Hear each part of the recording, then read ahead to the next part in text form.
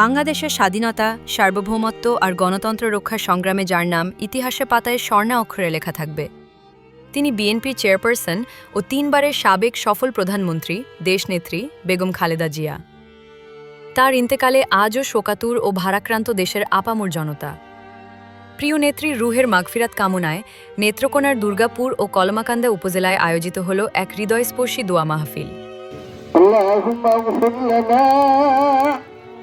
اللهم اغفر لنا ولآبائنا ولأستاذنا ولشيخنا ولمشايخنا।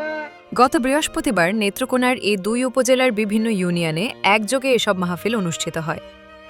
কেন্দ্রীয় বিএনপির আইন বিষয়ক সম্পাদক ও জাতীয়তাবাদী আইনজীবী ফোরামের মহাসচিব ব্যারিস্টার কায়েসার কামালের দিক নির্দেশনায় আয়োজিত এই কর্মসূচিতে ধল নামে সর্বস্তরের মানুষের, বিএনপি ও এর অঙ্গ সংগঠনের নেতাকর্মীদের পাশাপাশি শিক্ষক, শ্রমিক, ব্যবসায়ী ও কৃষক সহ নানা শ্রেণী-পেশার মানুষ অশ্রুসিক্ত চোখে প্রিয় নেত্রীর জন্য দোয়া করতে সমবেত হন।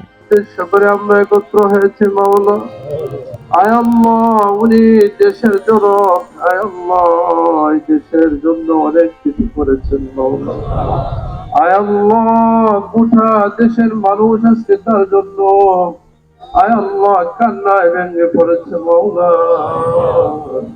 আয় আল্লাহ সর্বস্তরের মানুষ ওনার প্রতি আয় আল্লাহ বিভিন্ন পরিস্থিতিতে অনেক নির্যাতন, অনেক কিছু সহ্য করে দেশের জন্য নিজের জীবনটা উৎসর্গ করেছেন। আয় আল্লাহ মেহেরবানি করে ওনাকে শাহাদাতের মর্যাদা দান করে, আয় আল্লাহ মেহেরবানি করে মাওলা ওনাকে জান্নাতুল ফেরদাউসের পাশে।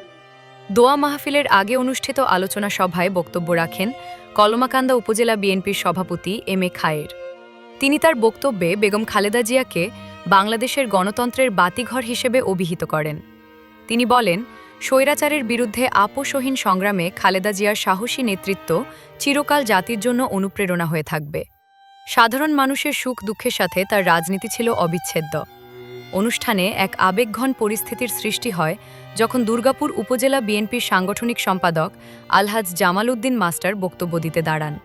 প্রিয় নেত্রীর কথা বলতে গিয়ে তিনি চোখের জল ধরে রাখতে পারেননি। কান্নাজড়িত কণ্ঠে তিনি বলেন, গণতন্ত্রের প্রশ্নে আপোষহীন এই নেত্রীর শূন্যতা কখনো পূরণ হওয়ার নয়। এ সময় তিনি মহান আল্লাহর দরবারে মরহুমার জান্নাতুল ফেরদৌস নসিবের প্রার্থনা করেন।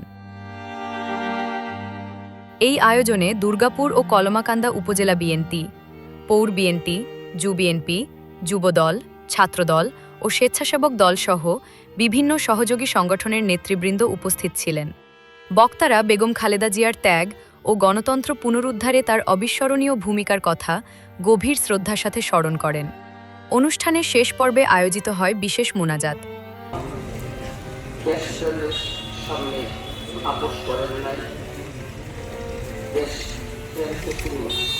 কখনো অর্থের বিনিময়ে, কখনো ভোগের বিনিময়ে তিনি বিক্রি করেন।